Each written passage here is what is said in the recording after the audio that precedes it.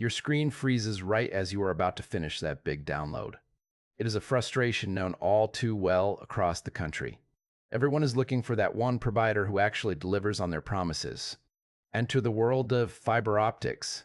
This specific provider has been making waves by ditching the old copper wires entirely. They are using 100% fiber optic cables. This means the signal moves at the speed of light. No more interference from old, rotting cables in the street. They are powered by a major backbone provider. The speed range is wide. You can get something modest like 2 megabits, or you can go all the way to 275. That is a lot of bandwidth for a single household. They have established a footprint in the big hubs: Karachi, Lahore, Multan, Faisalabad. They are spreading out. But as they grow, the cracks are starting to show. Take the money side of things. It is a bit of a ladder. You can start at the bottom for about 2,000 rupees every month. That is for the light users, the ones who just want to check emails and browse. But if you are a heavy lifter, a gamer, or a high-definition streamer, you might be looking at 11,000 rupees. That is a serious investment. Then you have the entry fee.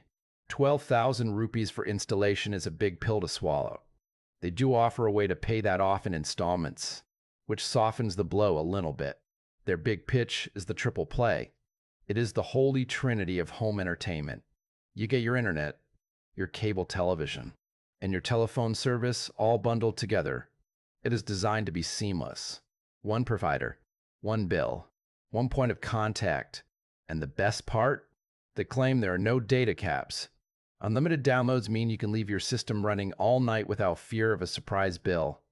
They even claim their network stays active during power outages, in a place where load shedding is a daily reality. That sounds like a miracle.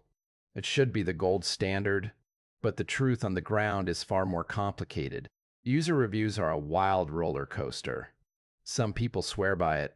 Others say it is their biggest regret. There is a very specific pattern to the complaints. It usually starts around 5:30 in the evening. That is when everyone gets home. That is when the network gets crowded.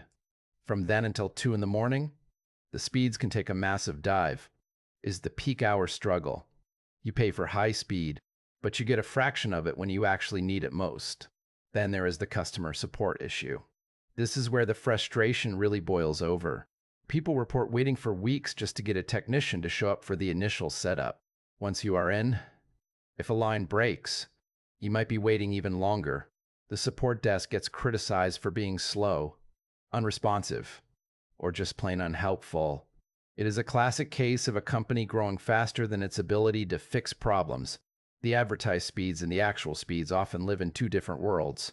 You might see a beautiful speed test result in the morning, but by evening, it is a different story. The quality of your connection is basically a lottery based on your location.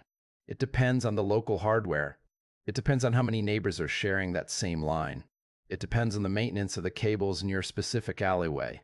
It is not a uniform experience across the board. So, before you commit that 12,000 rupees, do your homework.